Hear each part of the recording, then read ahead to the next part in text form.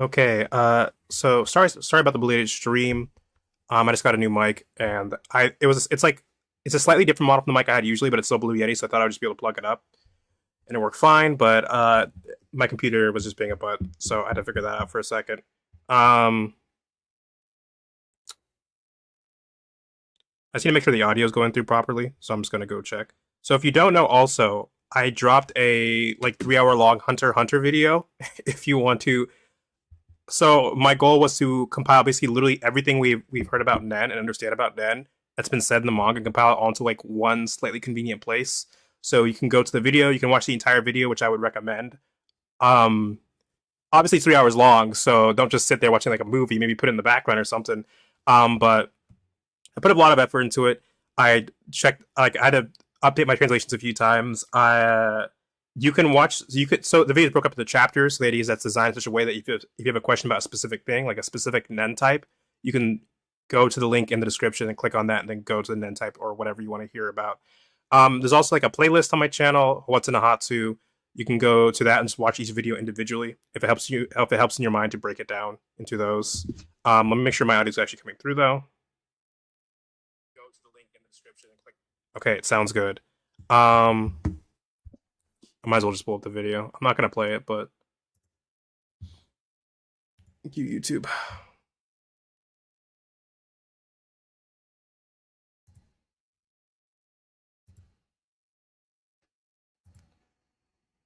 So this is the video here. So if you've been around for a bit, you probably actually see me do a what's hidden in the Hatsu. Did I actually call it that? I thought it was just what's in a Hatsu. Anyway, what's hidden in the Hatsu, episode 1, and then up to chapter 410. It's important to understand that we will eventually be getting. I think we're getting new chapters. We'll be getting new chapters on January 1st. So some of the stuff in this video might immediately become outdated. Most specifically, I talk about these like weird spirit entities we get. At 257, I talk about there's like weird spirits that are plaguing Fugetsu. I think it's Fugetsu. I was getting confused. I had to double check for the video, but that's plaguing Fugetsu, and Benjamin recognizes them as like spirits that plague people with weak wills and weak bodies. So those don't seem to be a product of the Succession War. I go in more to detail into it in the video, but those don't seem to be a product of the Succession War is the point, and we'll probably get an explanation of them like soon. And also with specialization, comment to what people say. We actually don't have like an objective answer for specifically what the Nen affinity spread for specialists are. There's a couple like guesses we can have, and we know that there's certain like answers that we know are wrong, but there's like a couple possible answers that could be right. So it's possible that, especially with Morana talking about how much her Nen ability as a specialist, and that she needs Borkson to come up with like a specific specialist ability, it's totally possible we'll get like more answers about that. We might, next chapter we might get a definitive answer on. We might finally get an objective answer on what the spread on that is. So anyway, sorry for the preamble, but my word's green. Hello, my name is Green. I'm one of the 5 colors of magic. Normally, Mark writes his column, but he has chosen to let each of the color guests write an article to allow us to explain our philosophy from our point of view. I really hope we get like multicolored versions of these articles. Honestly, I could live with like if Mark just wow, this is different before. Last time it was just like all like a spread like a hand. And like a hand, I mean it's spread, so it's like kind of spread like cards in your hand. It's kind of like the thing they go for. Also, my Twitch chat's not open. Normally, there's nobody in the Twitch chat, but so like hold on, maybe if I can pull up a. Oh shit, hold on, wait a minute. I kind of want to read these, but we're not reading these today. I don't know. I might put more time, less time into reading the story, more time like reading like these articles, like the design articles, because of the fact that they do have like audio versions of the story already, so it's kind of accessible. What's with the layout today? It should be cards, yeah. So this is what I meant. Like usually these cards are spread like resemble like a hand, like how you would hold cards in your hand, like this fan shape. But here there's like a row and you're scrolling, which I just think is interesting. I don't know if that's like an intentional, thoughtful choice or just the website acting funny. Who knows? Like I was saying, I do hope we get like I would be stoked if we got versions of these articles for like each color combination. Not necessarily like the color combinations being their own characters in this way, but like put blue and a red in a room and have them talk about like what they agree and disagree on. Because I think these like articles are like one of the best color part articles like Mark has made like period. It does a really good job laying the foundation for newcomers. It's not super long, and it gives you it gives you enough an understanding, a good understanding of the complexities, so you don't have like a really overly simplistic view of each color. Um, so the only thing you might say is like obviously if you read only one article, you're gonna have like a biased perspective from the other colors. And I think in a couple the last couple articles he did, I think he could have gone more into detail about what like the enemy colors agree on, because like in the first two he did a really good job going into detail about like what the colors disagree on, but what even enemy colors agree on. But I think he kind of dropped that a little bit with the last two articles. So I wish we saw a little bit more of that. But we'll see how this article is. I think either way they're all really solid articles, and obviously you should not read like just one color pie article and whatever you think is the best color and then leave, because it's going to be a very biased perspective. But let's look at this. Mark has been calling the series My Words. We originally did this on his podcast Drive to Work. It's been a while still just to Drive to Work. It's a good podcast. I would recommend it. It's just I don't really have a I don't have a particular reason for why I haven't listened to it lately. It's just that I don't know. I tune in every once in a while when there's like a super interesting thing, a topic I like. People like it enough they decide to bring it to making magic. Also, I just want to also appreciate how much work like Mark Rosewater puts into like not just the podcast, but also like talking about the color pie and all these articles. Because I don't think people appreciate this. Because I feel like maybe it's like part of his job where he has to, but I feel like he really doesn't have to do this if he didn't want to, right? Like I feel like he's doing putting on a lot of effort to like explain stuff that in most card games we would not get this explanation. You would just see the cards and then there would be no other explanation.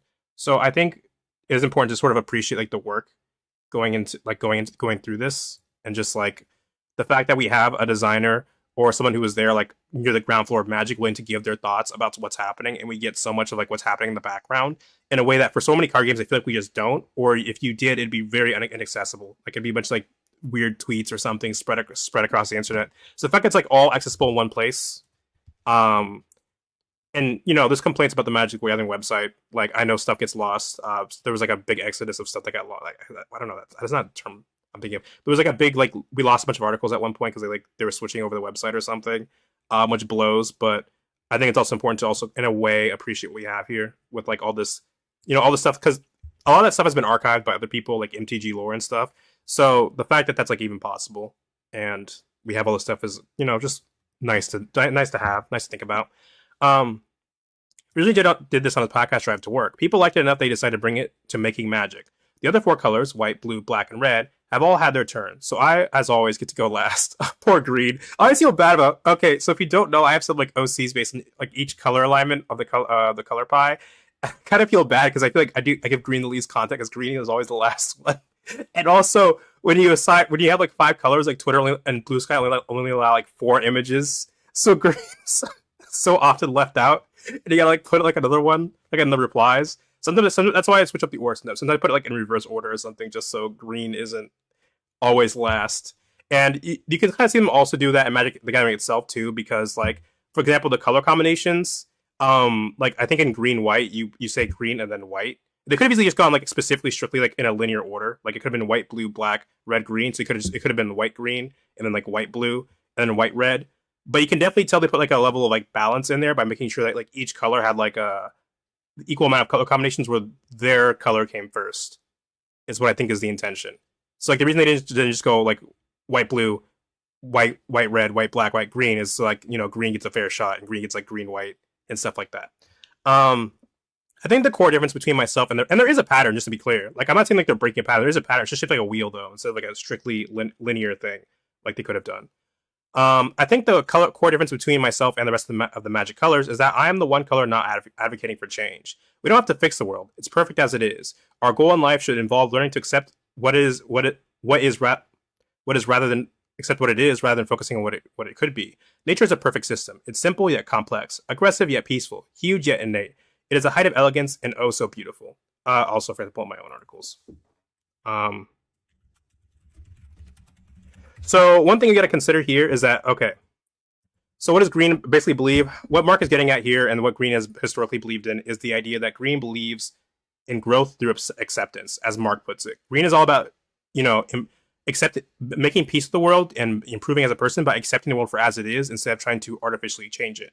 Now, it's important to understand a couple of important key facets of green. Green is not necessarily against all change. Green is just against like forcing change or artificial change. Green believes that there's a natural change within the world that occurs, and that's you have to embrace that and let that happen. Um, Another thing is that green is often like simplified. It's like nature, and there's like validity in that, and that's often like a lot of green. But it's also important to understand that I think part of the reason green actually cares about nature is a bit more complicated. I think green cares about nature because green is about accepting the world for as it is, and that usually means accepting the world for whatever you think is the natural state. So green cares about nature because green cares about the default state of the world.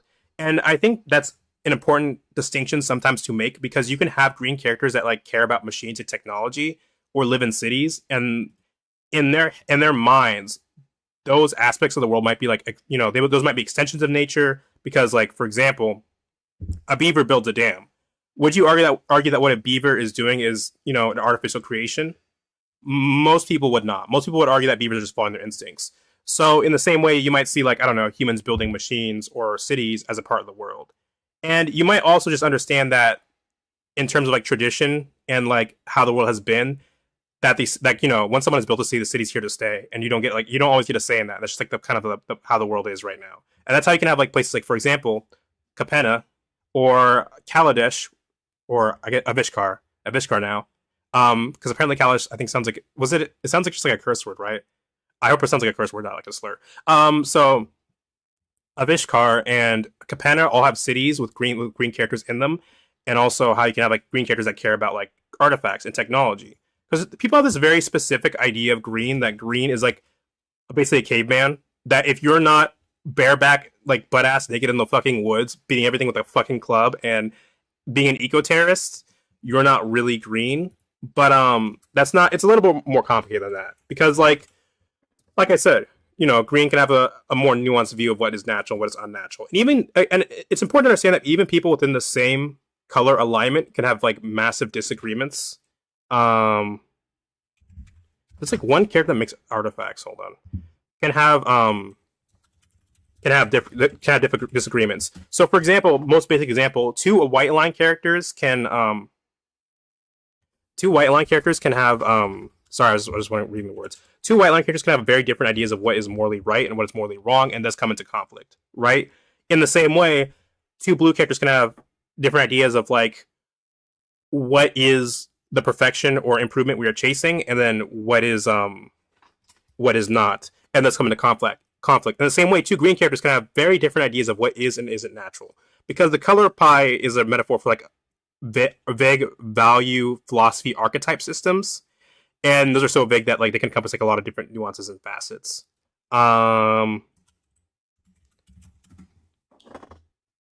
So I mean, here we have Aether Herder, which creates like one closed service. So that's why I kind of brought these images up, is just to show examples of green using artifacts and stuff. Because people have this idea that like green just like cannot have any artifact synergy, which is not true. Because even in Magic, green can make artifact tokens and stuff. It's just more conditional. The best part is that each of us has a role in the system, that web of life. We are born to play a part, and the best thing we can do is understand our role and fulfill it as best we can. While it might sound simple on the surface, it is not. It's hard to see the world as it is without being distracted by all the forces wishing to push the world away from its essence. I'm the fifth color to talk to you. The other four colors all have philosophies that try to explain why the world isn't right as it is, that the world is somehow less than it should be, that you have to act to make the world your own. My message is stop doing all that. If you want to understand what life is truly about, go to nature. Find the most secluded spot you can, something far away from the craziness of civilization. Go to that spot and just sit. Sit and observe. Don't talk. Just take some time to soak in nature. Use all your senses to explore the place you're in. Become one with the environment. Basking capybara. So this is just they're talking about just chilling in nature. So we have this capybara. I'm chilling in nature. One generic, one green. Creature capybara. Descend 4. Basking capybara. I'm not sure. I'm saying it so many times, I'm not sure I'm saying it correctly. +3/+0 as long as there are 4 or more permanents in your graveyard. Even our most learned philosophers can only hope to approach the inner serenity of the humble capybara. Nelly Oltec Didact. So here we have like a perfect example of like Mark. So Mark, the images Mark is picking here have to do with whatever he's saying. So here we have like the idea of looking towards nature to understand it better and find that like nature already has like basically everything figured out in certain ways. Also, here we get green caring about the graveyard. So black cares a lot about the graveyard because the idea is that black believes nothing is off the table. Black believes there is no objective morality. So you should use whatever it takes to win and get what you want or need. In the case of green, the caring about the graveyard is more about the idea of like death is a natural part of life that we shouldn't always shy away from. Green is more limited because obviously it has things that like it's green is like you should not usurp the natural order. Black is willing to usurp the natural order to get what it wants. Green is not. But green also has like this idea of like, hey, death is a part of life. It's a cycle of life. They're not necessarily two separate things. They're like cycles of each other. So we should embrace that. And sometimes that's why green plays into the graveyard a bit sometimes, where it's like, taking advantage of the cycle of life. Growth cycle. One generic, one green. Target creature gets instant. Target creature gets +3/+3 until end of turn. It gets an additional +2/+2 until end of turn for each card named growth cycle in your graveyard. Shed your faded husk. Emerge sleeker and stronger. Tyrus, Flana Shaman. So here's just like, again, emphasis on cycles of like life and death, shedding and rebirth. Obviously, green cares a lot about creatures because it's this idea that green's playing into this idea of like the natural default state of things, and the idea that like why cast like artificial spells or use a bunch of artifacts when you can just use what your mama gave you, which is just creatures, and then boosting those creatures so they can hit people harder, and reinforcing what is already there. Inner calm, outer strength. 2 generic, 1 green. Instant arcane. Target creature gets +3/+X until end of turn, where X is the number of cards in your hand. That's actually kind of interesting because like usually carrying about cards in your hand is like a blue thing, but then again, blue also doesn't like.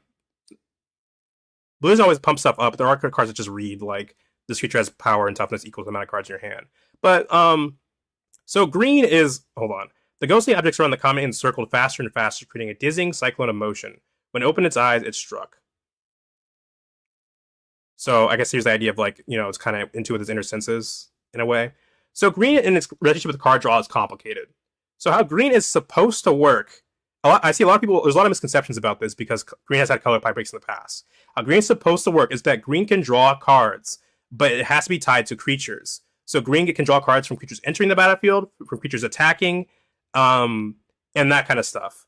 Green usually is not able to draw cards from just like an instant or sorcery. Colors like blue, they are the king of card draw because blue can just draw cards for free. Basically, as long as you pay the mana. Blue can use instants to draw cards, blue can use sorcery to draw cards, blue can use artifacts to draw cards, blue can use basically anything to draw cards. Green is in theory supposed to be specifically restricted to creatures. I've seen people say that green isn't supposed to be able to draw cards. That's not necessarily true. Even accounting for all the color pipe breaks, the idea is that green is supposed to care about creatures, and that's how green draws cards. White is actually the one that draws the least amount of cards, and even then, white still has ways to draw cards. It's just usually limited in how many cards it can draw per turn. And I think it's kind of funny because people go like, "Oh, green is busted" and stuff, and I'm not saying it isn't, but it's funny because like I think people equate that to like incompetence on the designer's part. But part of that is because I think at a certain point, if I remember correctly, white actually was like a really OP color at one point. Which is kind of why they nerfed it, and so they couldn't draw so many cards. Because at one point, white being able to life gain and make a bunch of tokens and then destroy certain things probably would be very annoying. Nature's Embrace, 2 generic, 1 green. Enchantment Aura. Enchant creature or land. As long as enchanted permanent is a creature gets +2/+2. As long as enchanted permanent is a land, it has tap, add 2 mana of any color. So this is kind of like a actually really cute card design where it's like you can put it on a creature or a land, or you can put on something that's like a land turned into a creature. Like if you earthbend something, you put this on, and then it becomes like a +2/+2, and it has like the tap effect. So that's one thing green also gets is besides buffing, it can produce more mana. It's like it gets a lot of mana production, which is just because green cares about. I think it's about represents both like the natural resources just available in nature. Like the idea is that green is like working with nature and accepting it, so it has access to like more plentiful resources that nature provides. Like ley lines, for example, specifically. Ley lines are can be a naturally occurring thing, so green has a better understanding of where those are because green's like accepting nature and then trying to work with it more. So it has access to more resources in certain ways. It could also just be about like kind of enhancing what's already there. Like, nature's growing, you take advantage of that growth kind of. Weather the Storm, 1 generic, 1 green. So kind of funny because like wind and like lightning tend to be like a blue and red thing, but here we have a good example of it being used for green. And there's some older cards too, like Hurricane, that are green and have like wind and lightning. The reason I bring that up is because blue is usually associated with air and like lightning and stuff, because within the framework of the classical elements, air and water are like higher elements, and that they are associated with like the mind and soul, which are things that blue is like more likely to emphasize or care about. And then Red and earth and fire are like more base elements that are associated with more like the body and mind. So green gets earth specifically, and then red gets earth and green. I mean earth and fire. So that's why when you like combine, for example, like blue and red, they tend to have like a very strong elemental theme of like earth, wind, and fire, um, stuff like that. And especially when you get like teamers, sometimes you get like elementals.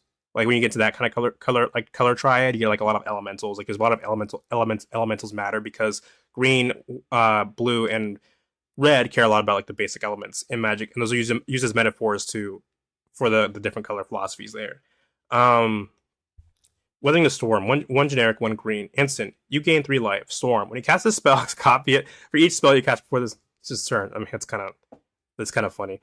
Quell your ego. Anywhere can be as calm as a hurricane's eye. So once here we have like the idea of like calming your ego, becoming one with nature or the world around you instead of like trying to change it, just accepting it so that way you don't get hit. You will discover a few things. First, there's a sense of peace. The world, when left to its own devices, is calming. It is here to welcome us and make us feel at home. As you sit there, you will start to understand that you aren't a stranger to this world, but an inhabitant of it. You are part of it, and it is a part of you. There's a sense of rhythm, and the longer you stay, the more you become one with that rhythm. Second, each object plays a role in that ecosystem. That bee is pollinating a flower so that more flowers can grow. Those flowers put nutrients back in the soil to help other plants grow. Larger plants, in turn, provide shelter and food for animals. Every single item has a function it fulfills. As you look around, or think about what each thing you're seeing does. So the animals is a good metaphor, but it's important to also point out that this can extend to like certain social or structural aspects. Like there are certain like social structures, like I think like the idea of kingship and a royal family, like these people are born to be royalty and inherit that, and they're born to rule, and that's like their social station. Can also be a very green thing to do, or a green outlook on life. Like the idea that everyone has like a place. It might be like an occupation, like your family's carpenter, so you should be a carpenter because everyone has a place in this ecosystem society, and ours is to be carpenters, kind of thing. Um, I'll talk about like how that conflicts with blue and black later. So we're just gonna keep reading.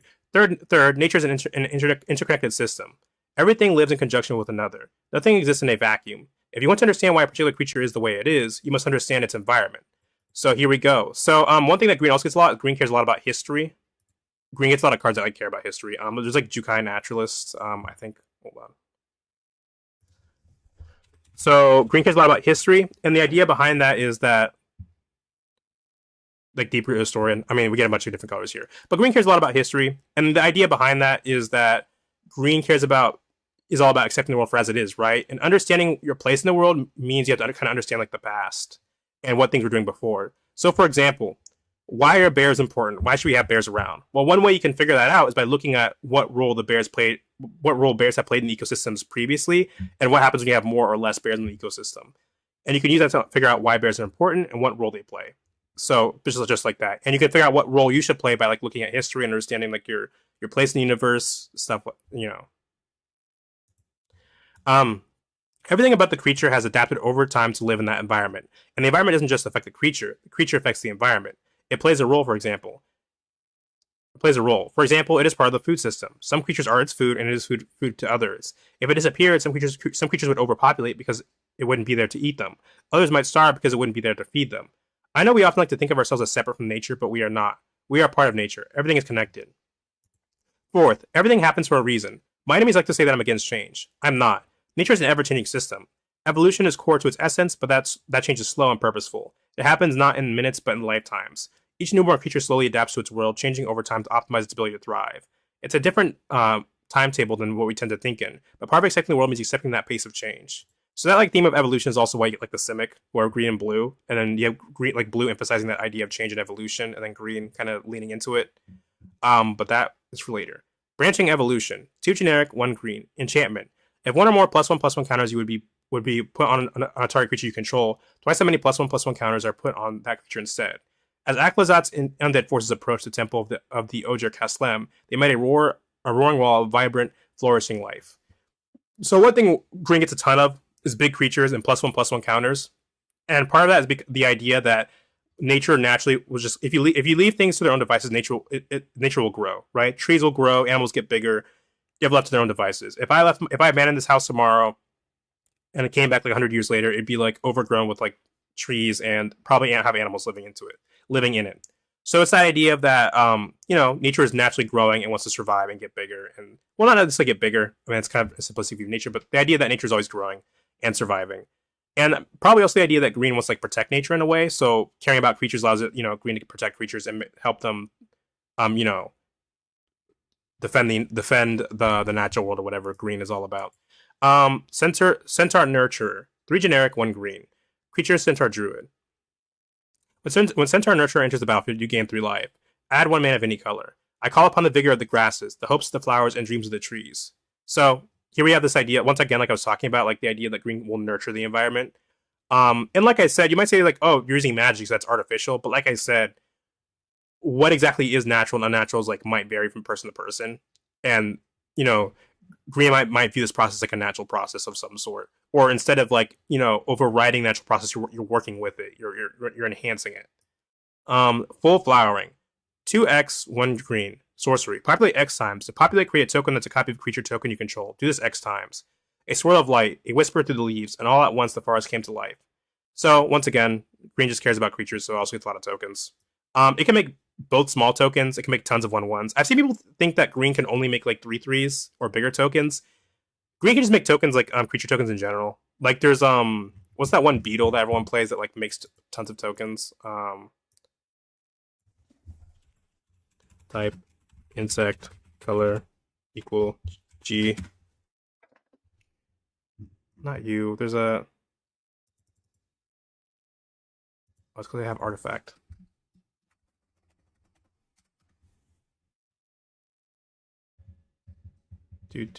So Scoot Swarm. Like green can make 1/1 creature tokens, and it kind of does that like a decent amount. But it can also make like 3/3s and 2/2s and stuff, just because green gets like a lot of ways to like create and mess with creatures. And then the idea that also like green, so like I said earlier, the big creatures and +1/+1 counters represent a sort of like vertical growth, like things getting bigger or taller or just growing outward. And the tokens represent sort of like a more horizontal growth, like the idea that things will populate and spread and reproduce if you leave them. And that's something that also occurs in nature, not just growing, but also like kind of spreading. Into the wilds, 3 generic, 1 green. Enchantment. At the beginning of your upkeep, look at the top card of your library. If it's a land card, you may put onto the battlefield. Wonders high where the trees grow thickest. Moldaya proverb. So once again, green gets a lot of like ability to search for land cards and put them onto the battlefield for free as a way to ramp. So with that, there's like this idea that because that green is more likely to understand nature in certain ways. So if you understand, so the hand in the deck are metaphors. Generally, they can represent different things based on the context. Sometimes they represent like drilling for like some sort of like artifact or like a fossil or something.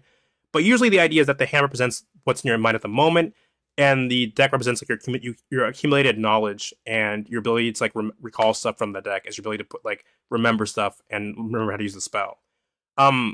And how the lore is supposed to work is that you are a planeswalker, and the lands you're using the ley lands from places you've traveled to draw upon for mana. So this is idea that someone who's green and cares a lot about nature is more likely to know where the landlines are and have an easier time finding them or harnessing them or working with them to their ends.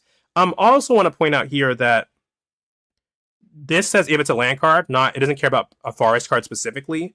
And one thing you will also see a lot is that green is kind of like the Wooburg color, in that green has the most support for you being able to play other colors. Green can make mana of any color.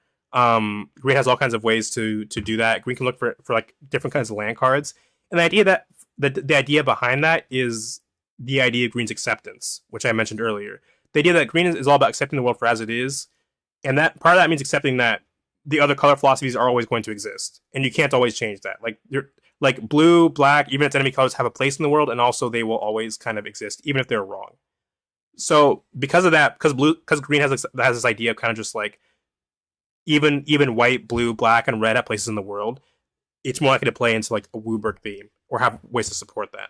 Wall of Roots, 1 generic, 1 green. Creature, plant, wall, defender. Put a -0/-1 counter. Jesus. Put a -0/-1 counter on this creature. Add green. Activate only once each turn. Mana grows and changes like roots of a plant. Like a plant, it must be nurtured. Nissa Ravine. And here we have like the idea of like maybe mana could even change and stuff. But I'm not gonna get into that.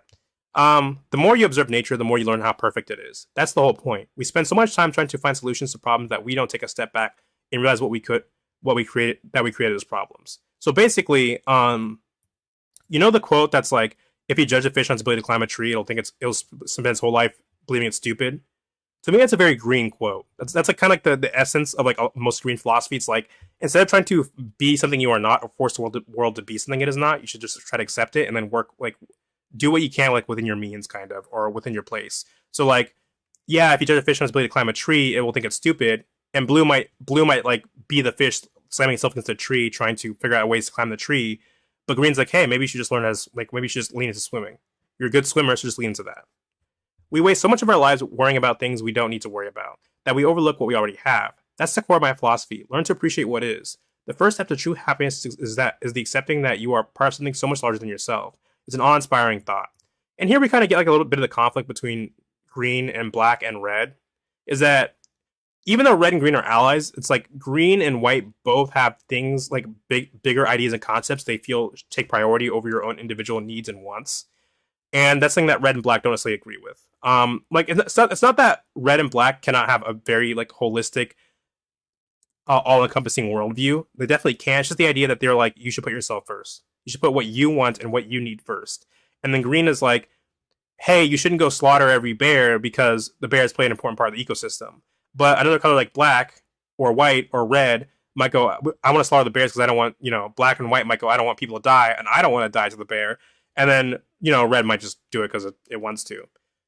So, green has like more limits on, like, in comparison to red, on like what you should and shouldn't do. Nature is the greatest force in existence. I guess what I'm saying is that green and white both like appeal to like a sense of like more that some things are inherently right and wrong. In the case of green, it's like more like natural versus unnatural kind of thing. And white, it's more like morally right and wrong, but it's like they overlap in that sense. Nature is the greatest force in existence. You are part of that force. I'm sure someone's gonna talk about the Jedi here. Also, I just want to say, I've never seen like an old like video about like what color combination the Jedi and Sith would be. In my opinion, Jedi are like Bants. Green is all about accepting the Force for as it is, becoming one with it, not trying to change things. Blue is like the relation to like knowledge, knowledge and trying to understand that. And then like white is like their moral system. Like they do have things they think are morally wrong, or you shouldn't because it's morally incorrect. And blue also because like the Jedi are about detaching yourself from your emotions. So you have like green, which is like the Jedi like tradition and accepting the world for as it is. Blue, detaching yourself from your emotions, thinking with your mind more than your emotions. And then white's like kind of like the moral code. It's kind of like, you shouldn't do this because it's evil. You shouldn't touch the dark side because it's corruptive and evil. And I think Sith are more like someone like, I remember like the Professor Tulare in Community College. I don't know what his end verdict was, but he argued that Sith could be Jund, red, black, green. I hard disagree. I mean, okay, I think there's a point there because Sith do have a heavy tradition, but I disagree. I think Sith are mostly Grixis. The reason why is because Sith are all about power, black, using knowledge to gain that power, blue, even if the knowledge is forbidden knowledge, and then red, which is like leaning hard into your emotions to like as a powerful energy conduit to amplify your force or your abilities. Although it's not a white color pie, I think the jet like Star Wars characters are videos, so I'm just gonna move on. Just take a moment to let that sink in. Also, with a lot of Green's philosophy, you will get like comparisons to, like, potentially like Buddhism and stuff, like the idea that of accepting the universe and being like more detached in certain ways and accepting it for as it is. I'm not a Buddhist expert, nor am I Buddhist, so maybe not the best comparison. But I think Mark Rosewater uses Buddhism as like one of like as like an example of like a very green philosophy generally. So yeah. Just take a moment to let that sink in. You are part of something truly amazing. There's nothing you have to do. It was done for you. You were born into it. All you have to do is acknowledge it. Also, one thing is that this thing that green and blue both have an agreement on, sort of, weirdly. So blue believes that the answer to everything kind of exists within the universe. In the sense that if we have the knowledge and technology, you can eventually get it. If you are blind, there's an answer to your blindness. You will eventually find it. And in this way, green is actually kind of overlapping with blue a little bit, which is the idea that green also believes all the answers exist in the universe in a way. But unlike blue, green's like, the answer isn't always to cure your blindness or find a solution to your blindness. Green might be the answer. Might say the answer is accepting your blindness in a way. This leads us to step 2. Once you accept that you are part of nature, you need to understand your role in it. Each individual is born with all the innate skills they will need to serve their purpose in the great web of life. So understand your strengths. What are you good at? What can you do naturally well that is difficult for others? Where do your natural abilities shine? I should stress that these skills can still be honed. The more you do your job you were born to do, the better you will do it. Experience brings wisdom. Once you understand what natural skills you have to offer, you can move on to step 3. This involves figuring out how best to apply your natural skills. If someone is unnaturally strong, for example, how can they use that strength? The key to figure this out. The key to figuring this out is trial and error. Apply your skills where they seem to do the most good, and you will learn over time where they are best used. Be aware that sometimes the best use of your skills might not be apparent at first. That is why you need to try many things to find out what you excel at. I don't want to minimize the complexity of step 3. Finding your purpose in life can be tricky. Knowing what you're good at is not the same thing as knowing how to apply it. That can take time, and that's okay. You don't have to solve this puzzle overnight. You have a whole lifetime. Some people will find their calling immediately, and others will have to spend years looking for it. Which leads us to our final step. Step 4. Once you have found your calling, apply yourself as best you can. Then use your resources to help others find their calling. Part of being a key element in the web of life involves training others to achieve their role. Hopefully, someone helped you in your quest, and you can return the favor by passing it along.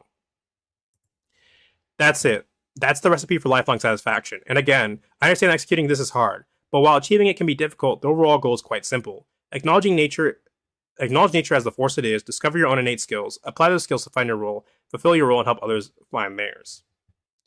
Obviously, there are many internal conflicts you might face, but there are also some external ones. Let's talk about those, i.e. my fellow colors. I don't know, it felt like very shade. I don't know.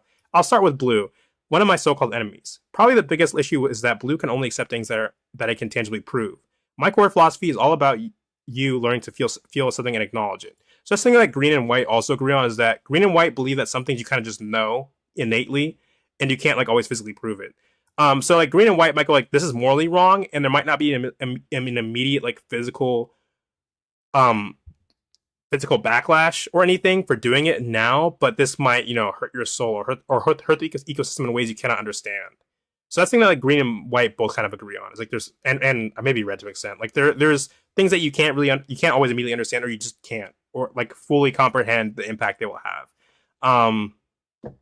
And there's things that we will never understand. Blue is hey, we can one day we will understand how this stuff works, given enough time and technology and practice. Green and white, there's some things we can never understand. There's some things that are so far beyond us we'll never understand it. Blue doesn't acknowledge feelings. It doesn't care about what it knows in its gut. Blue needs numbers on a chalkboard. You're never going to discover the beauty of nature that way. Just ask Quandrix. Quandrix are funny because I keep talking about this, but the Strixhaven colleges are based. So the guild and Ravnica are mostly based on agreements the colors have. That's what's mostly emphasized. On Strixhaven, even though the colors are together in certain factions, enemy colors, they focus more on the disagreements colors have and how that manifests in sort of a college intellectual environment. In the case of green and blue on Strixhaven, they manifest as the Quandrix, and the philosophical disagreement they have is where does math come from? So a green character might go, math is just already exists in the world. It's something that we are using to explain what is already naturally occurring, and thus math is just a language of nature and something that already exists. We did not necessarily invent math in that way. A blue character might be math is something we invented as an artificial construct to explain what's happening, and we can use it to better understand the world. And discover new things. Where green might go math isn't discovering new things, it's just showing what's already been there. So I'll go to more of that some other time. But there's no logical proof for why a sunset is awesome. Thanks, green. Blue believes only in intellect, and I function on instinct. Experiencing it only validates my point. And even then, it requires a leap of faith. And blue doesn't do faith. It doesn't understand that things beyond its ability to measure them. It's like trying to complain color to a person that has only ever lived in darkness. But it gets worse. Blue also believes that everything you are comes from an external sources, that you are born at a blank slate, but you don't define your life or identity, your desires do so. Your parents are bears, but you could be a pig if you apply yourself. That's a bit mean. Okay, so I want to come back to a point. I want to explain also, once again, I really want to emphasize that if this article is unfair to blue and black, you have to understand that this is being written from a green's perspective. So if you want a fair shot of like blue and black, go back and like either watch my recordings of those articles or just read them yourself. Because you're not going to get the entire story by just reading one article in one specific color and then walking away going thinking that color has the objective correct view of what's happening. So so just make sure you check out my blue article or my black article or something. How are you supposed to look within to find answers if you're constantly told that knowledge only exists outside of yourself? It's a great irony that the color who claims it's all about information refuses to accept things about itself. Where you come from means something. It tells you about your past self and how you fit in the world. Blue spends so much energy convincing people to ignore it. Blue cares about knowledge, but only the things that advance its preconceived notion of what it wants. It doesn't seek truth. It's apt that blue is the color of deception because it's so good at lying. Yo, green is going fucking in. Oh my god, I feel like some of the other colors were not this brutal. We're not so brutal. So the joke is that blue in Magic the Gathering is really good at evasion. It can has like a lot of can't be blocked and like flying and shit. So that's really fun. I can see a world where blue and I get along. We both enjoy exploration. We like categorizing things. So yeah. So they both enjoy like so blue and green both have this idea of exploring like the natural world and understanding it. The end goal is different. Blue wants to understand like the natural world so it can better understand like how to change stuff and improve itself. And the green's like trying to accept it, but maybe also trying to improve itself. And it's important to point out that blue just cares about improvement. So if blue finds like a natural process that's more effective than like whatever the artificial process is, blue's probably gonna go with that because blue's all about improvement. And it's improvement through like the difference between blue and green is that blue just doesn't care as much about how it improves things in a certain way. Like blue doesn't care if it's artificial or if it's like forced. Green is like it has to be like naturally occurring. But blue can be okay with naturally occurring things if it's proven the most effective or whatever it thinks is the most efficient. And it's important I have to be very careful when I talk about blue because blue often gets like written off as like the smart, nerdy, objectively correct color. But it's important to understand that all the philosophies are like not they're all like not objective views of the world. Each philosophy has like its own biases. And only has like a piece of like the puzzle about how the world works. So I think all the colors have like a point, and all the colors are wrong about certain things. So all the colors like have a thing that's like, yeah, that's a good point, and then all the colors have things that they like maybe miss the mark on. We like categorizing things. Neither of us focus on the present although that's because I'm enamored with the past, and blue lives looking to the future. Blue and I want many of the same basic things. We're both trying to understand our role in life. We're just looking in different places. So yeah, I'm glad that Mark put these kind of back in, where he's explaining like the agreements a bit more. So accumulated knowledge, one generic, one blue. Instant, draw a card, then draw cards equal to the number of cards named accumulated knowledge in all graveyards. And all graveyards, kind of a funny card. I've seen and heard so much here. There are secrets within secrets. Let me show you. Takara to Eladamri. So here blue gets a lot of card draw.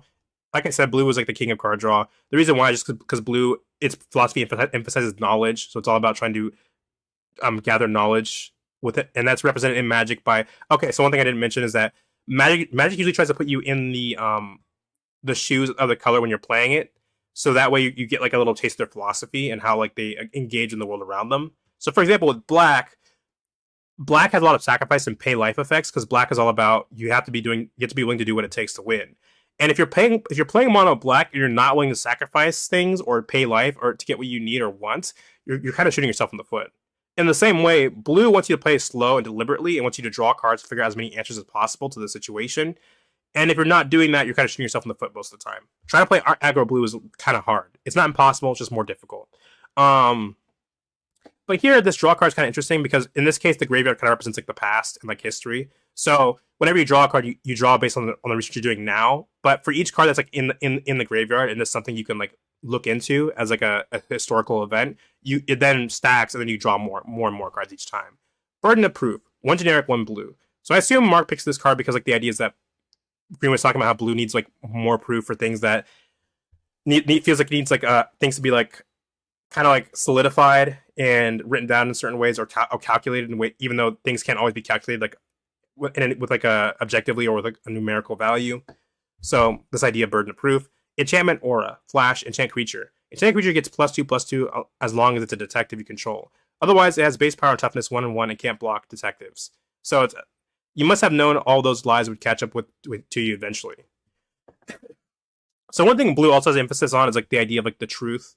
White also gets like some cards that care about the truth, but in the case of blue, it's more like trying to figure out, if you figure out the truth, you have more information, which means you can use it to improve stuff in the world around you.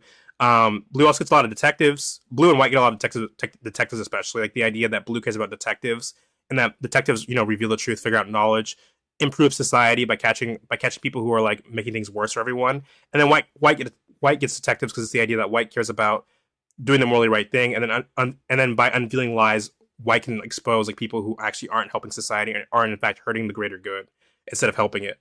Um, Blue can also like change power and toughness. The idea that blue believes that you are a blank slate, so it can turn you into different things if it has the knowledge to do so. So it can turn things into other creatures, make them smaller.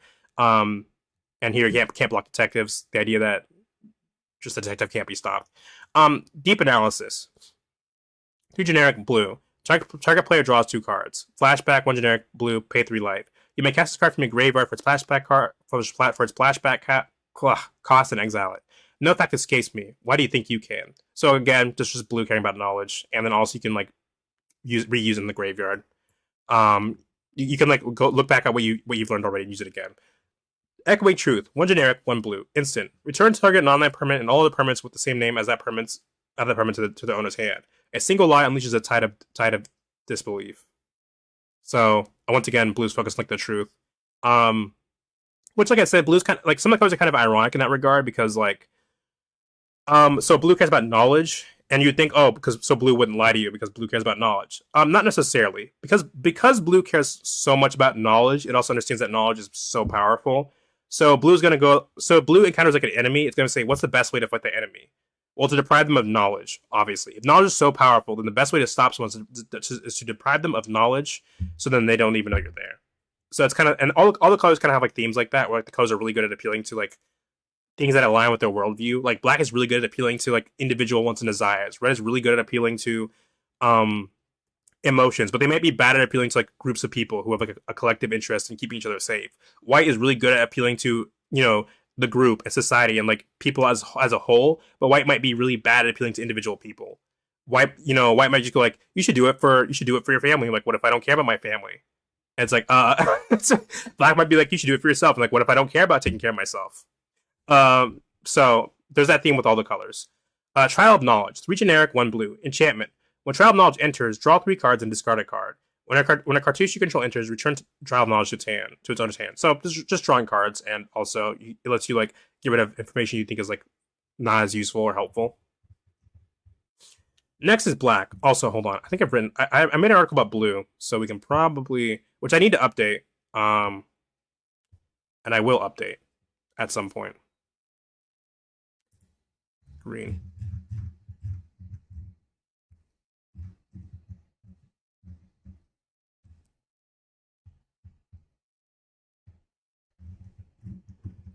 Finally, if we want to understand blue a little more, let's look at the allies blue and green share. While shared allies can tell similarities between colors, they can also show differences. Wait, hold on. Is this This finally brings us to the major agreements between the color philosophies. Even though I just said that green doesn't think everything needs to be understood and neatly or categorized, that doesn't mean it sees knowledge as a useless tool. In fact, understanding how nature and the world around you works is something that both philosophies can usually agree is a good thing. Remember, blue says we should try to understand as much as possible, including nature and our place in it. Green is all for learning about the natural world or its default state, because it can help us find the beauty in it and better understand our place within it, as well as why the world is the way it is. Also, blue does usually have stakes in taking care of the natural world. Blue wants to understand nature, and if nature is completely destroyed, it becomes a lot harder to do that. Another major theme the colors often share is growth, which is odd because I just went over artificial growth versus natural growth as a core conflict between these colors.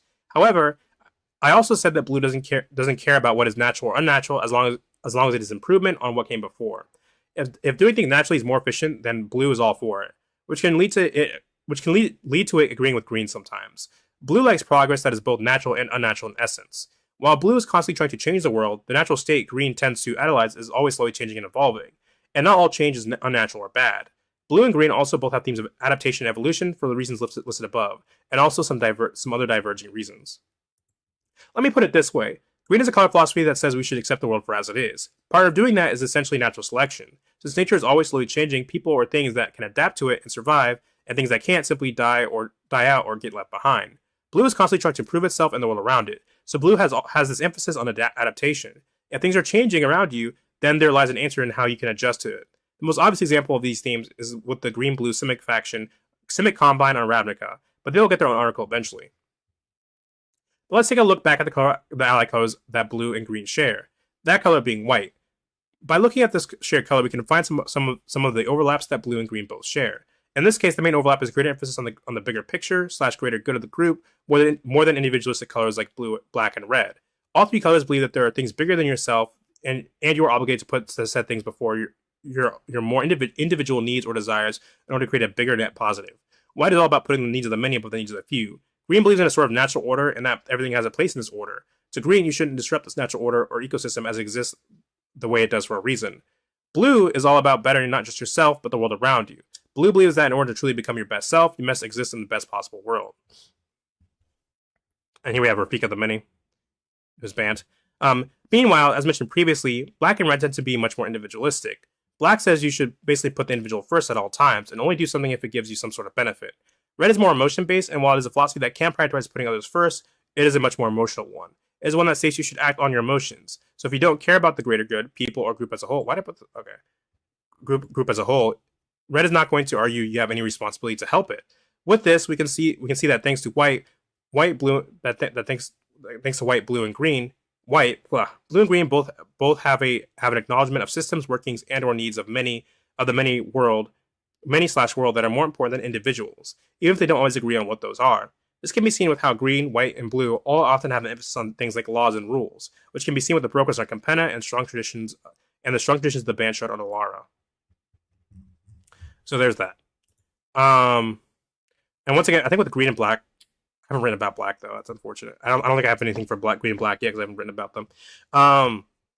Next is black. I talked earlier about how nature is interconnected and how each living thing is a part of a delicate ecosystem. To truly respect that, one has to embrace the concept of responsibility. That shows how you function in the world where that's how you function in a world where what you do affects everyone else. So once again, we have that agreement with white, with the idea that what you do will impact other people. So you got to prioritize other people and the things around you. The magic color black abhors responsibility and sees it as some kind of weakness. So it advocates selfishness dressed up as ambition and says that the only way to succeed is at the expense of others. I think it's funny because in the Black's article they didn't they didn't say like, oh, I'm not selfish. They're like, no, I am selfish, but selfish isn't a bad thing.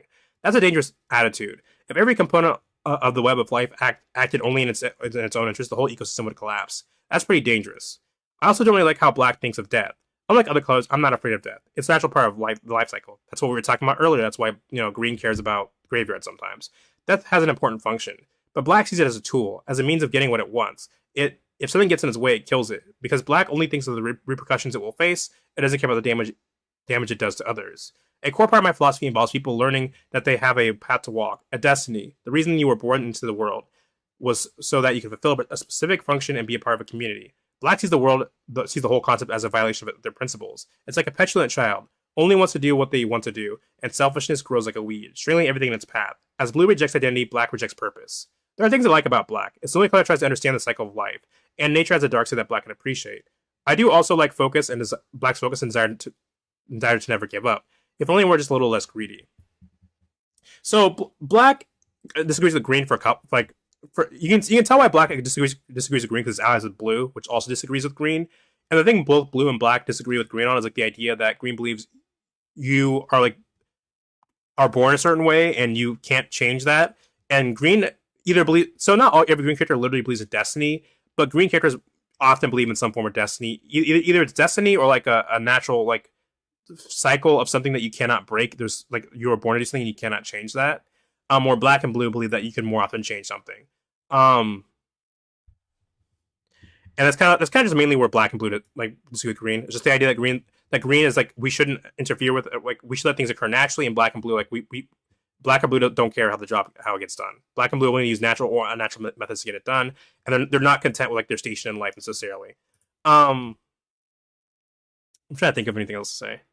Oh yeah, it's the only color that understands the cycle of life, and nature has a dark side that black can appreciate. So I think a stereotype green also gets a lot is that people think green is like a hipster like a kind of like a hippie. Like green is like, oh, make peace, not war, dude.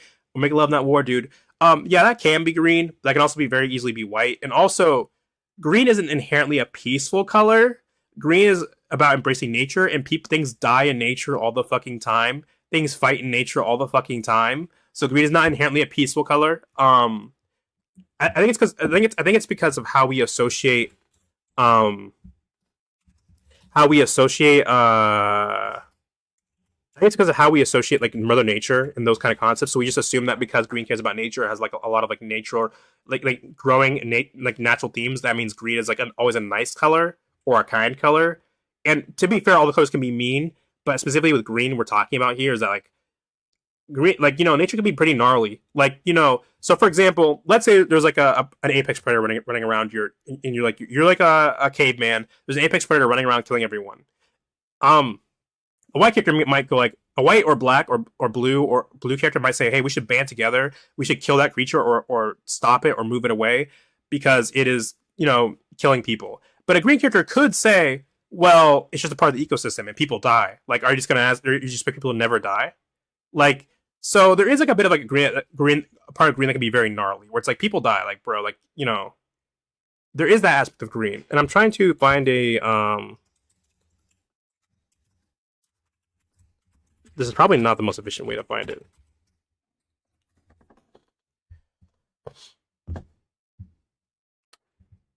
There's a very card with a very good quote. So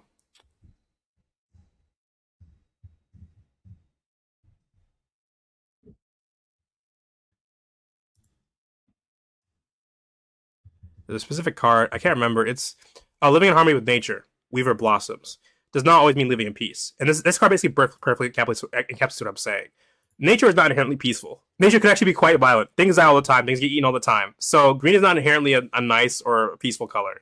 It just looks serene because that's like a very appealing imagery, and it's trying to get you to like it. Abyssal Persecutor, 2 generic, 2 black, creature demon, flying trample. You can't win the game. Your opponents can't lose the game. His slaves crave death more than they desire freedom. He denies them both. So here we have him, keeping people in they can't die, but they also aren't free. So he can lock people in a game where they can't win or lose. Black has these effects sometimes where basically it's like a kind of like a drawback where it's like you can't win the game, but you can't lose either. Oh, wait, hold on. You can't win the game. You still lose? I guess you can still lose. I guess like a risk. I mean, you can still lose. You just can't win, and your opponent can't lose. But it's a big demon, so you hit them like 6 times, like 15 times. You sack the demon. So the idea is basically that's a risk. You have to get rid of this demon at some point. It's like a drawback. So you get a really big 6/6 for 4 with flying and trample, but you have to figure out a way to deal with the demon later. It's also kind of emphasizes the fact that the demon might be a bit selfish. Like objectively, it should be letting you win, but it won't because it's a asshole demon. And of course, like white gets a lot of angels for obvious reasons a lot because like angels are inherently associated with like a moral not inherently angels are usually associated with like a moral good or like objective good or like being arbiters of some sort of like objectively like morally correct being like a Christian god. Demons are usually the opposite, like this idea that demons are like, usually greedy or selfish. And the idea that black is not necessarily evil, but black is like is totally willing to make deals with demons and stuff if it gives it power. While where other people might be afraid to deal with demons, black is like, hey, that's a resource I'm willing to use. We'll talk about more about demons some other time. Echoing Return, 1 black, sorcery. Return to a creature card and all its other cards of the same name as that card from your graveyard to your hand. A single ambition unleashes a legion of horrors. So once again, green caring about death. The idea that not green, black caring about death. The idea that black is willing to use any means necessary to win, including bringing stuff back from the graveyard and desecrating graves. Imp's Mischief, 1 generic, 1 black, instant. Change the target of target spell with a single target. You lose life equals that spell's mana value. I've never seen this card. It's kind of a weird effect for black, but generally black can actually do a lot of stuff because you can kind of justify it within the philosophy and color pie and mechanical color pie as long as you go like, well, if it has a big enough cost. Do the innocent pay for the crimes of the guilty? Of course they do. That's the fate of the weak. Nicol Bolas. So, but like here we have like I guess like a bit of black outlook in an interesting way, where it's like the idea that things aren't always fair. So why play a game that's rigged? But also The idea that black is changing the target of the spell by paying life and like hurting itself to do it. Repay in kind. 5 generic, 2 black. Sorcery. Each player's life total becomes the lowest life total among other players. Soren has gathered grudges for centuries, patiently waiting the day he can exact his perfect vengeance. So again, black, doing whatever it takes to win, but also having some risks. So the idea that like if someone has like 1 life, you can make everyone suddenly have 1 life and potentially just win the game. But it's also like a very risky play because if you're playing like a red player or somebody, you might just lower everyone's like 5 life and then you get like lightning bolted a couple times and you just died. So Rise of the Dark Realms. 7 generic, 2 black. Sorcery. Also love this art. This art's like fucking gorgeous. Put all creature cards from all graveyards onto the battlefield under your control. For every living person, there are generations of dead. Which realm would you rather rule? Liliana Vess. So once again, this idea that black is willing to use resources like undead zombies, that other colors are not as often willing to do. But also the idea that black is willing to take your shit, right? Take stuff from other people's graveyards. Desecrate their dead to build its own army. Let's move on to my pal Red. Unlike blue and black, I get along with red. Red is the one other color that looks internally for its motivation. Yeah, it's more impulsive and instinctual. Oh yeah, I guess one thing also green and black both have is green and black both have like this weird acceptance of the world, and that like they both accept the world for as it is in a way. Like black is like the world is like unfair and it sucks and that blows. So don't do your own thing. And green is kind of like the world is a certain way. You can't change certain things, and it's not always fair. Well, I mean, green believes it's fair in its eyes, but green's like, hey, the world is a certain way, so don't change it.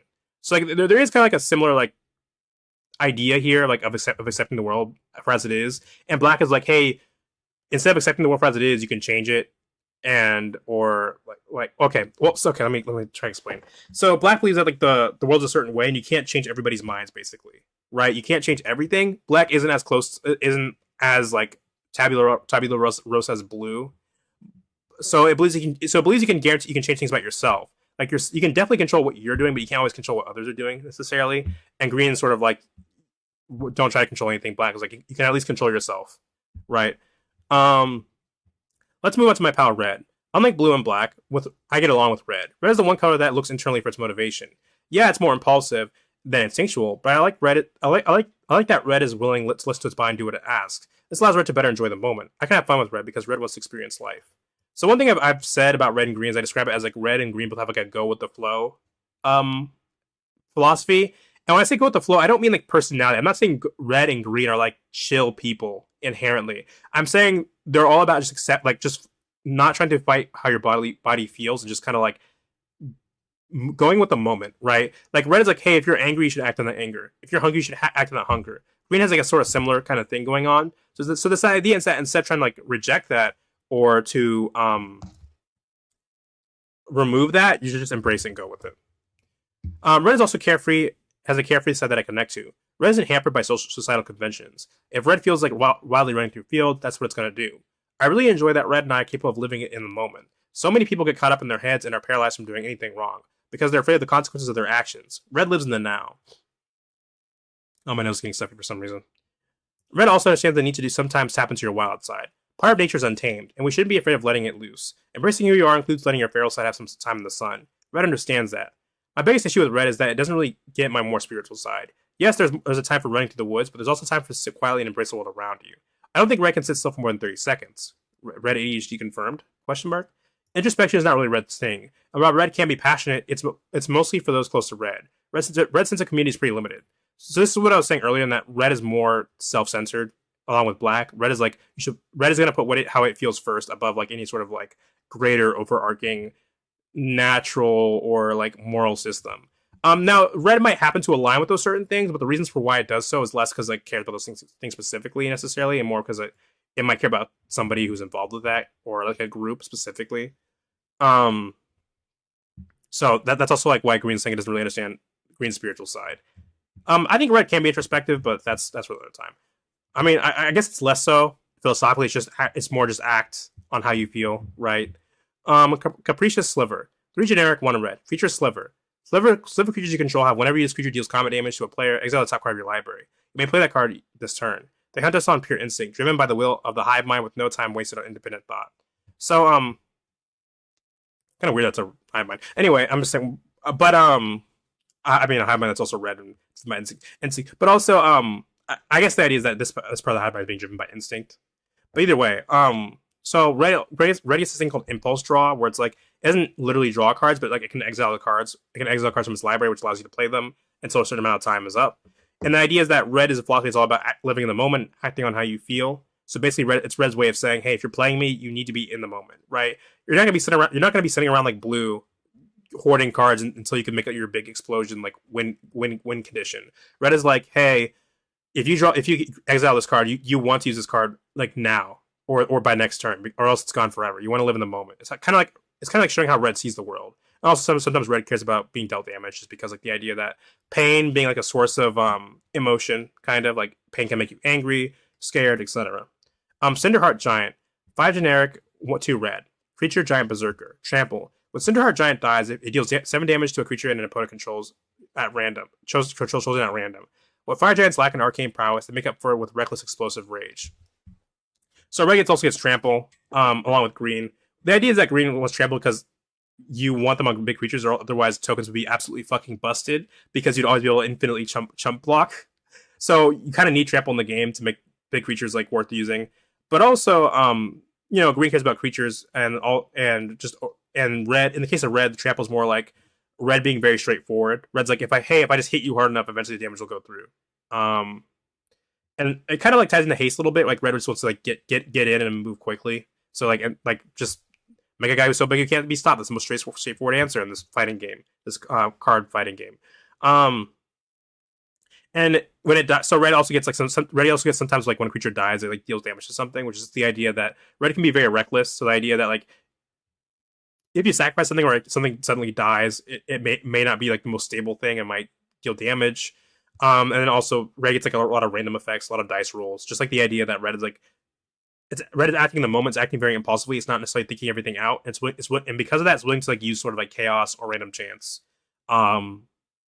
Just sort of like I want to stop you. I don't know if the spell will work, but here we go. And then just blasting, big giant berserker guy death.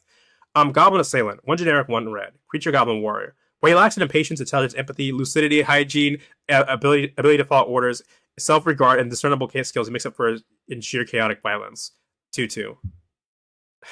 Well, I mean, I think it just shows because the idea is that it's an impulsive goblin. And this also might go back to what Green said about like red not being as like having as much emphasis on the spiritual as much as green does. Insight Hysteria.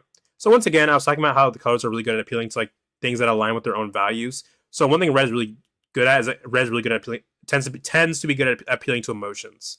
Because red is all about leading into your emotions, so red is really good, tends to be good at appealing to how other people feel. And in Magic the Gathering, it's represented by like how red can take control of creatures temporarily and stuff. Like the idea that it's appealing to its emotion, or the idea that red can make it so creatures can't block and stuff, or creatures have to attack. 2 generic, 1 red. Sorcery, Radiance. Creatures that share your color with the target creature can't block this turn. The Boros say that they want to bring order to Ravnica. Funny then, how will they use chaos? Chagore, Azoria, Senator. So that's actually a very interesting analysis of the Boros on Ravnica, with Boros with the white and red. So it's a bit of conflict in white and red within the Boros. So I mentioned earlier how Ravnica, the colors are mostly focusing on like where they overlap and agree, but there still is inner guild conflict that's like emphasized by like by what the colors disagree on, even with the ally colors. But here we have this idea that the Boros have an end goal that's maybe like more a white line where like they want to achieve a sort of order or unity, but they're willing to use red. But they're willing to use red means to get it. They're willing to act quickly or use chaos if it helps achieve what they view as order later.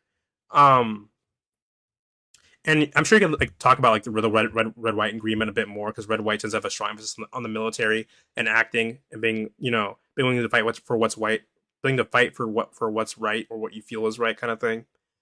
Thrill of Possibility. 1 generic, 1 red. Instant. As an additional cost to cast the spell, discard a card. Draw 2 cards. Remember, all the greatest heroes who were careful and never did anything risky? Me neither. Sir Kara the Bold. So once again, just emphasis on like reds, just like acting in the moment. Red also gets like a lot of looting, which is like you can discard a card and draw a card. Here are these cards. I remember when I first got into Magic, I was having a hard time understanding some of these, but like the idea here is that you're actually giving up 2 cards to draw 2 cards, because you're discarding a card and then using up this card to actually cast the spell. So you actually lost 2 cards and you draw 2 cards. So you've net gained 0 cards. You've spent 2 cards and a mana to get 2 cards. But the idea here is that like red will throw away, like if red wants answers, it'll throw away something. So when blue like kind of draws cards, sometimes it'll draw a card then discard. The idea that blue is drawing cards looking at options, considering what is the best option, discarding it.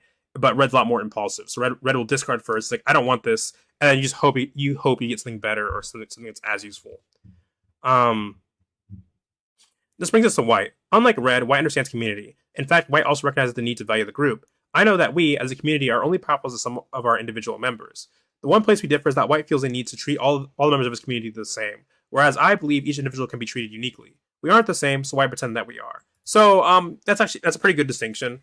That white wants for like a level of equality, but so like yes, so both so it's important to understand that with like there's both advantages, weaknesses, and strengths to each of these like philosophies in a way. So like there is advantages to treating everyone equally, but also like if you treat and there might be like there is also an advantage to treating can people like more individual needs, but then also green's like the same kind of color like I said earlier. That's like well sometimes your role in life is to be fucking eaten by a bear. You're a prey animal, right? Sometimes you're a guy gets eaten by a tiger. Shit happens. White is going to try to save you from getting usually wants to save you from getting eaten by the tiger because white doesn't want anyone to get eaten by the tiger. But green's like, hey, some people are going to be eaten by the tiger. Some people won't, some people will. It is what it is. White also understands the concept of faith and the need to believe in things that you can't necessarily see with your eyes. It gets that part of holding community together means giving them something larger to believe in. White leans toward religion, and I lean towards spirituality. But we have a similar sense of the importance of the non-tangible. Things won't bring you ultimate happiness. I guess by things, the exceptions like physical things don't necessarily bring you ultimate happiness. And to be clear, all the colors can have every single color can have a religious bent to it. It's just how they manifest tends to be different, and the reason why they follow a religion tends to be different. And even what kind of religion they like. Like even a black character can be a religious character, but even a black character can be a religious character, but like how black sees religion and uses religion is going to be different from how white does it. I'm just trying to think about what else I want to say. But white focuses too much on the need for the established rules, and that's where we most differ. White wants to live in cities run by laws and focuses on its faith on morality and the need for moral rights and wrongs. I rely on natural systems and allow each individual to follow their own instincts. Angelic Guardian. 4 generic, 2 white. Creature Angel. Whenever one or more creatures you control attack, they get indestructible until the end of turn. No single arrow can pierce an entire flock. So that quote's obviously like about working together and focusing on the group, like the group. Also, it's a 5/5. But also, white can give a lot of indestructible because the idea is that white's all about helping people and putting others first. So white has a lot of ways to buff creatures and make them indestructible and stuff. Imposing Sovereign. 1 generic, 1 white. Creature Human. Creatures your opponent controls the battlefield tapped. Some are born to rule, the rest are born to bow before them. So this is actually kind of like where green and white might agree in certain ways. Like sometimes people are born for a certain role, or there's certain things that are just kind of like the natural order. But here, white tends to play slower games. Like white's all about consolidating resources so you can make up like giant token armies usually, or gain a bunch of life. So here it kind of plays into like how white might be like operate slower and more methodically by having creatures into the battlefield tapped.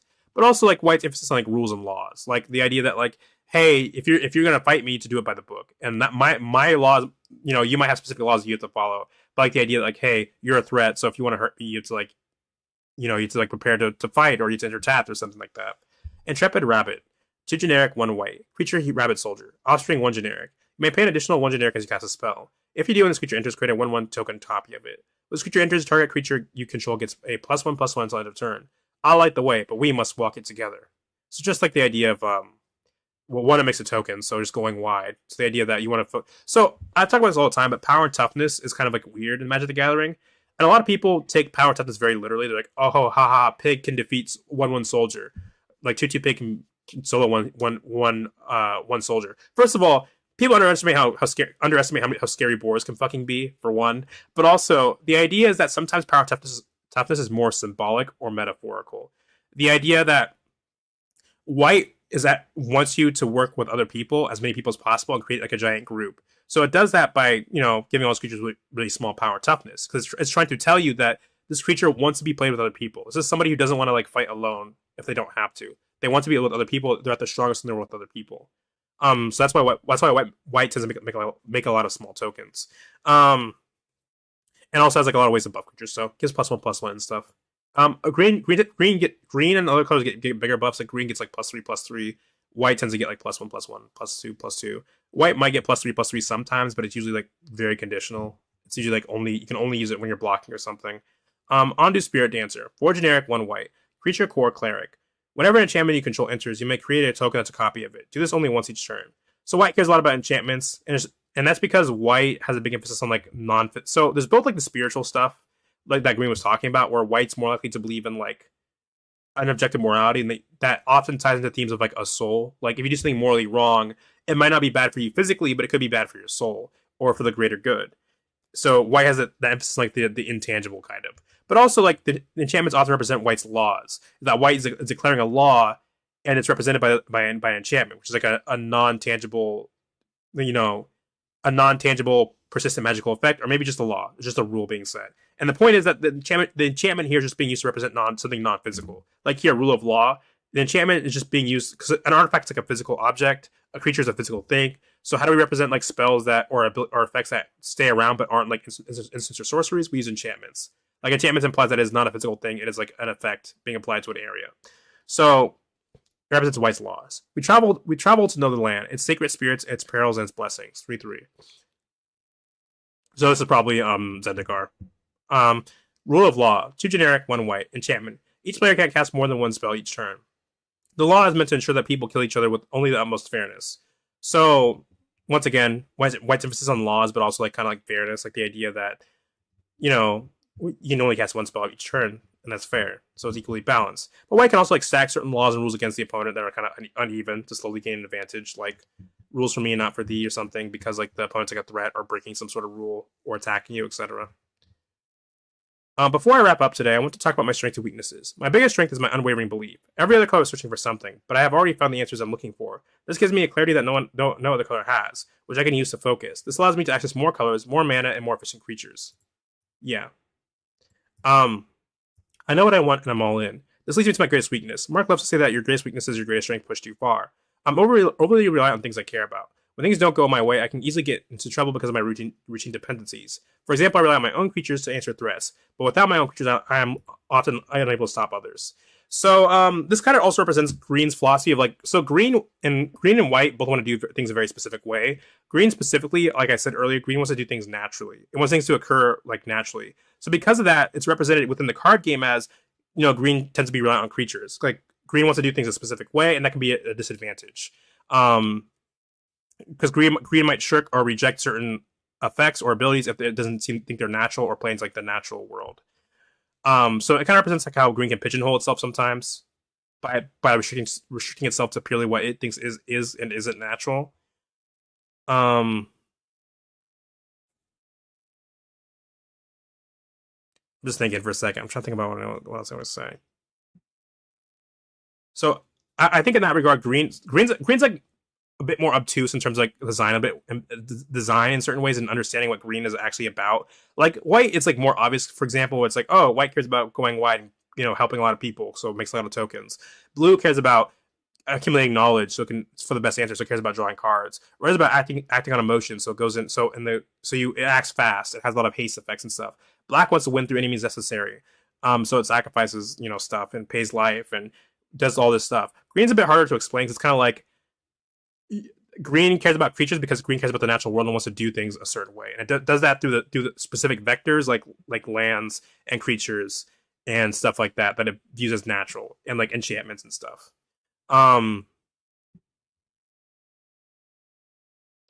Just thinking. For my final thought, each color is explaining why their philosophy will work best for you. Here's my pitch: you don't need to change anything about yourself. You're perfect just the way you are. 'Cause you're amazing, just the way you are. The key about satisfaction is not, so like I said, but with the fish quote, like green is like the embodiment of like if you judge a fish by its ability to climb a tree, it'll spend its whole life thinking it's stupid.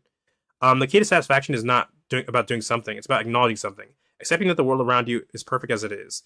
Embrace nature, then to find happiness, discover your role, and live in it. It's that simple. You just have to relinquish your preconceptions. The key to satisfaction is within your grasp. It just requires adjusting how you think. It's simple. My pitch is probably the least complicated out of all the magic colors. I don't know. I think red has the simplest pitch. I mean, green is just accept the world for as it is, sure, but red is just do what you feel like, basically. It's kind of hard to beat that simplicity. I'm just thinking, is there anything else I want to add? And that is all I have to say today. I hope this comment resonates with some of you. It was a pleasure to have a chance to share my vision with the world. I want to thank Mark for giving me this opportunity. Mark asked me to remind you that he likes feedback on his article. You can email him or contact him through social media. Feedback, my words. Okay. I'm just thinking. I feel like I was thinking that's on to my tongue I really want to say, but I don't remember what it was. I'll probably say some other time in some other article or something.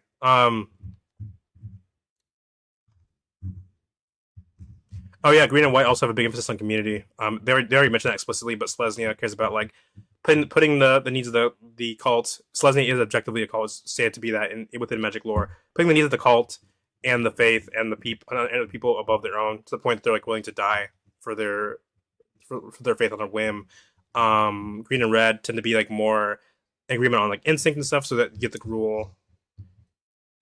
I'm just trying to. What was I gonna say?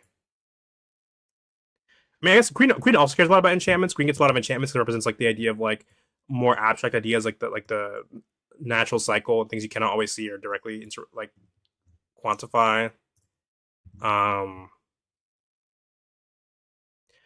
Just thinking, what was I gonna say? More mana, more efficient creatures. I don't know. Oh yeah. Also, there's like okay. So I'm gonna defend green and treasures. Everyone, I remember saying like a while back, like everyone saying that makes no sense for green to have treasures. I hard disagree. So one, like I said, green can use certain artifacts, or machines or technology if it views it as an extension of nature. Two, treasures do not inherently represent an artificial construct. Artifacts are just used to represent anything that's not like a creature, like a living or robotic. Artifacts are just used to represent anything that's not a living creature or enchantment or spell in Magic the Gathering.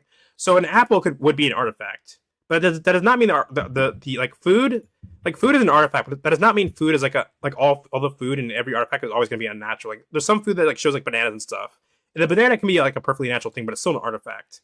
In the same way, treasure can represent all kinds of things. Like treasure has been used to represent raw ore, for example, like naturally occurring ore. Treasure can represent has been used to represent art.